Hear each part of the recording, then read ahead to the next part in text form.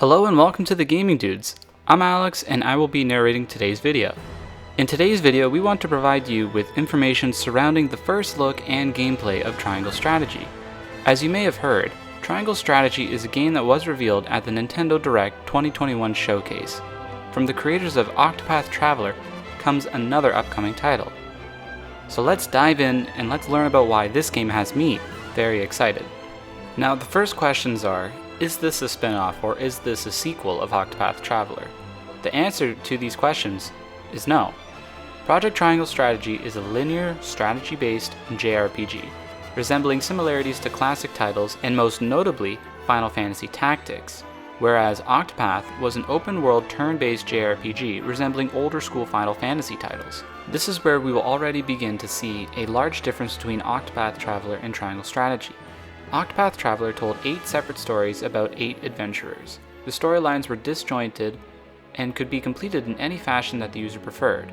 Project Triangle Strategy, however, is delivering a story in a linear and chronological fashion, much resembling Fire Emblem titles, and in this case it's going to be resembling Three Houses and Fire Emblem Awakening.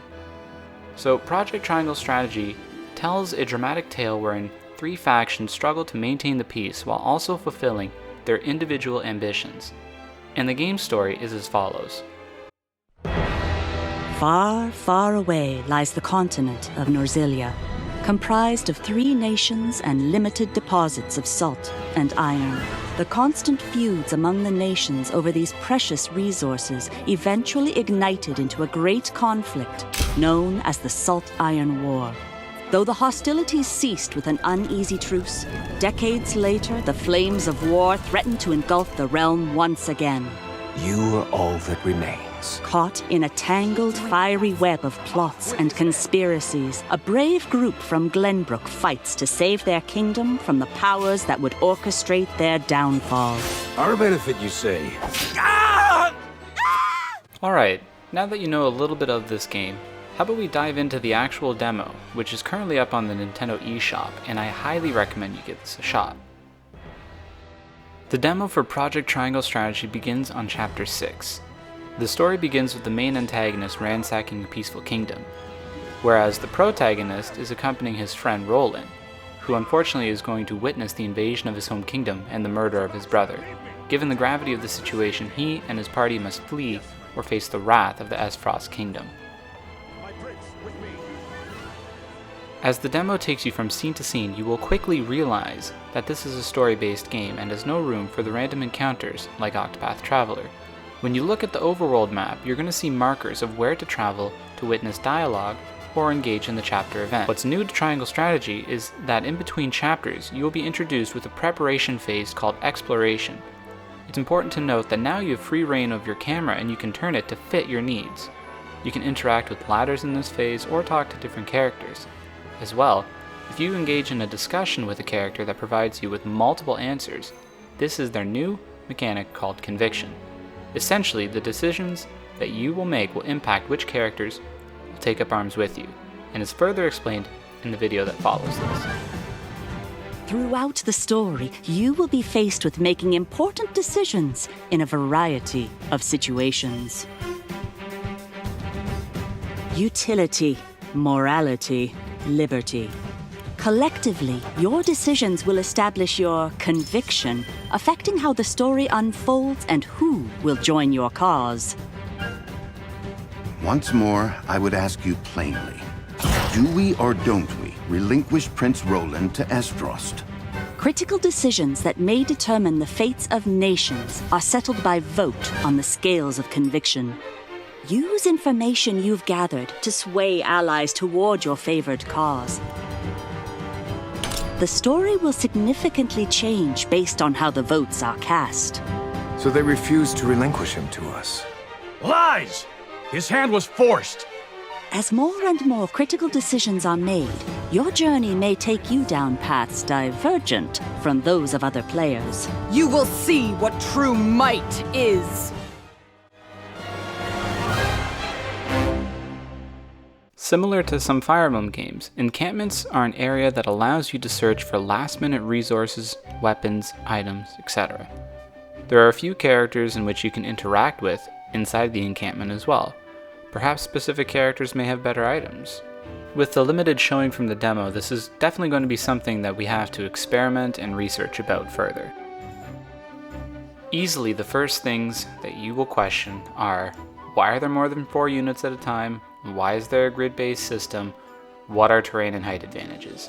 Well, let's pump the brakes for a second. Triangle strategy more resembles Final Fantasy Tactics than it does Octopath. So, diverging from a turn-taking strategy scene of encounters, Triangle strategy includes a more sandbox-esque tactical approach. Another thing to note is the maps are terrain-based and can be altered by the use of magic, most notably from Frederica, with her fire spells that ignite the ground to set it ablaze, as well as Coritin, who creates a wall of ice to block enemies from pursuing momentarily. Thunder and lightning magic weren't present during the demo, well, at least not in my playthrough as of yet, so perhaps they can alter the terrain as well. Also, height advantages and attacking from behind are 2 mechanics we see from Fire Emblem and Final Fantasy Tactics. In Triangle strategy, certain skills will do increased damage when attacking from elevated terrain. From Final Fantasy Tactics, if a unit is behind another, there will be a damage boost.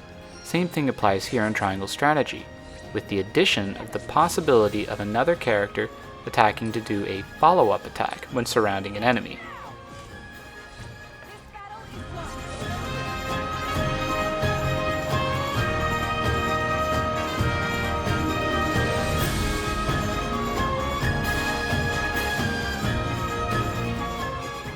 A similarity that Triangle strategy kept from Octopath is the battle point system, known in this game as TP, perhaps turn points? I'm not too sure yet. These, we'll call them turn points, are awarded each turn, and by stacking them up you can unleash more devastating moves. This removes the need for any MP system. For things like spells, offering a battle currency that can be spent on abilities might be a nice addition. So don't worry about running low on spells. All in all, it looks like the team that brought us Octopath is ready to deliver another stunning title. Like, I am a fanatic of Fire Emblem and have fallen in love with Final Fantasy recently, and Octopath took me by storm, and it was just an incredible experience. Now, this game, Triangle Strategy, has me just as excited. The combat is fluid, full of experimentation like Octopath. As well, the decision-based conviction/persuasion with having consequences looks very inviting to me. I was enthralled with the story and I wanted to learn more already about this beautiful continent. All I can say is just wow. It seems that the team from Square Enix may have caught lightning in a bottle once again. I can't stress this enough. Go get the game! Try it out. Let us know if you liked it. So, I guess that's going to wrap this one up. I hope you found this informative, and I hope this got you excited for another great upcoming JRPG. If you're new to the channel and like this content, subscribe, tell your friends. So thank you for watching, and we will see you in the next one.